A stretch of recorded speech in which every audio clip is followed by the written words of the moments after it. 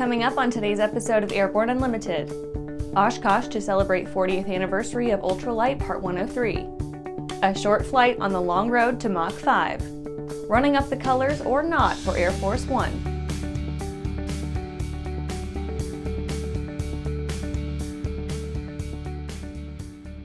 Welcome to Airborne Unlimited. I'm your host, Holland Lee. Let's get into today's stories. Oshkosh to celebrate 40th anniversary of Ultralight Part 103.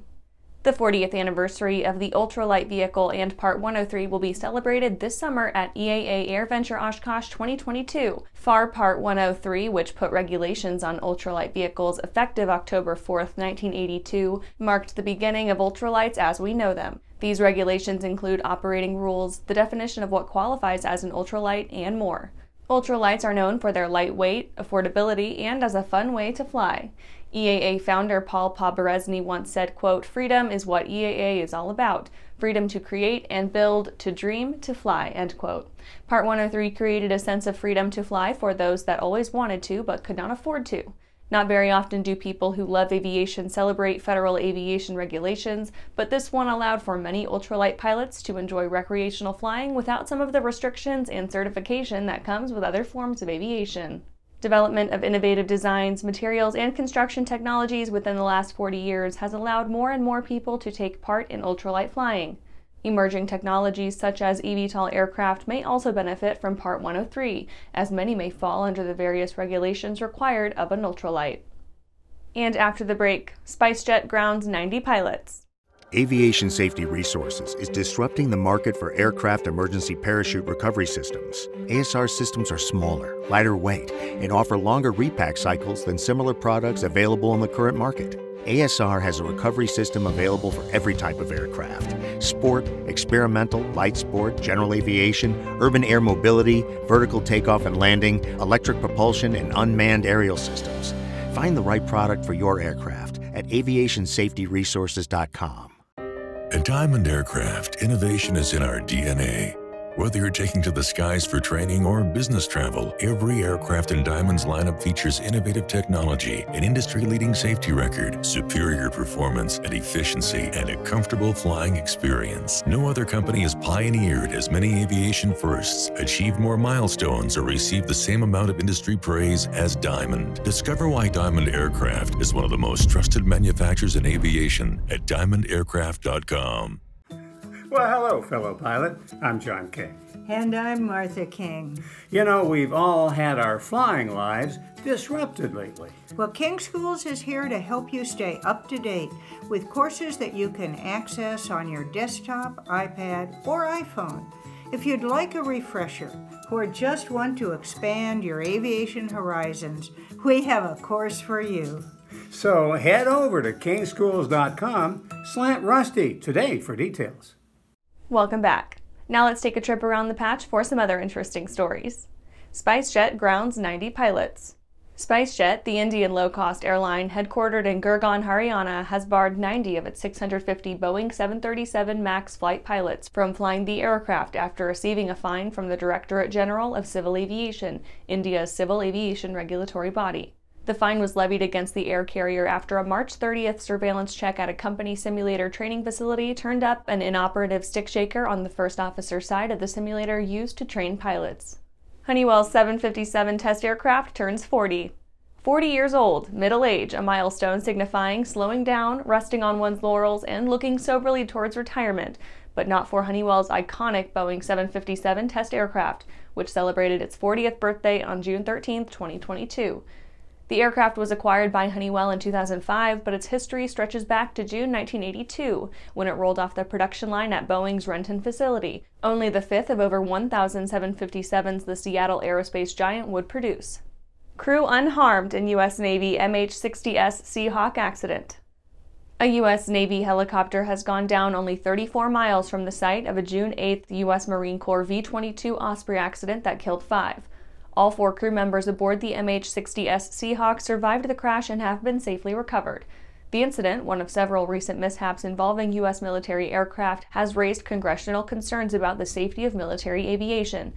Since the beginning of 2022, the U.S. military, in addition to the Osprey and Seahawk accidents, has seen losses of an FA-18E Super Hornet, an AH-64 Apache, and another MV-22B Osprey. COVID-19 testing of air travelers ends. The Biden administration announced that the CDC lifted its requirement for travelers to test negative for COVID-19 before entering the U.S. The move went into effect for U.S.-bound air travelers at midnight on Sunday, June 12th. The CDC lifted the restriction that the travel industry had lobbied against for months after determining ostensibly that it was no longer necessary, quote, based on the science and data, end quote. Well, that's it for today's trip around the patch. Let's get back to the rest of the news. A short flight on the long road to Mach 5. Stratolaunch, the Seattle-based aerospace company and hypersonic flight test pioneer, cut short a test flight of its mammoth carrier aircraft, Rock.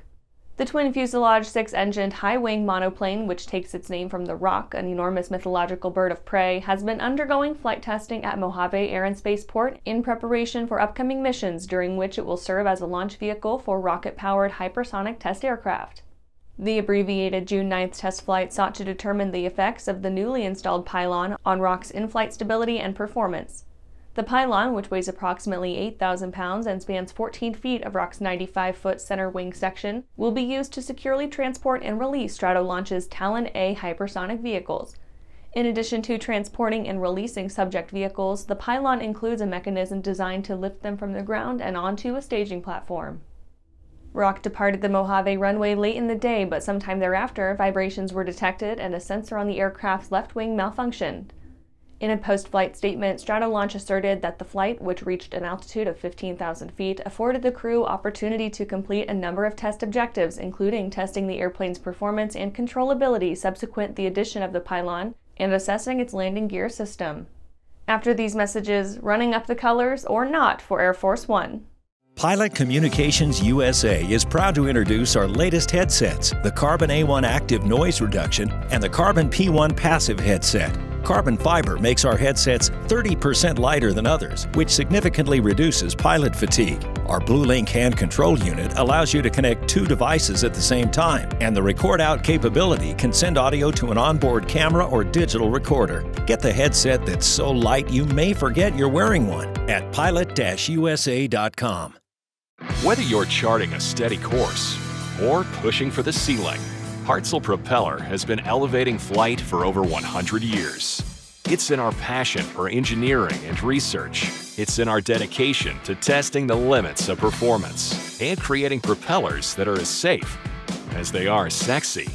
Now, together with our dedicated family of companies, we're propelling the future of aviation. We are HARTZELL Propeller, built on honor. SkyLeader Aircraft offers a lineup of the most powerful, durable, and efficient light sport aircraft in the industry. From trainers to roomy cockpits for long hauls, SkyLeader has an aircraft for you. And the best part? They're in your budget. SkyLeader's base prices are set low to give you room to customize your aircraft to your needs, desires, and wallet, allowing you to put your money where it matters to you most.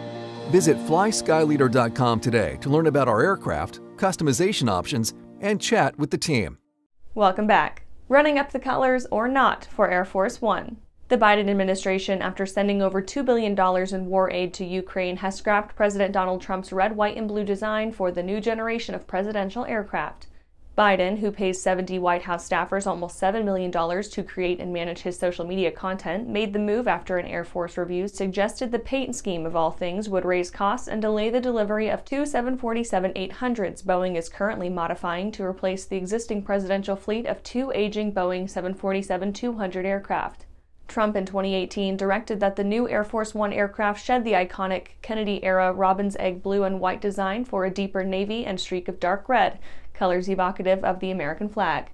Trump's plan would have seen the presidential aircraft sport a white upper half, a dark blue lower half, and a bold red longitudinal stripe separating the two color fields.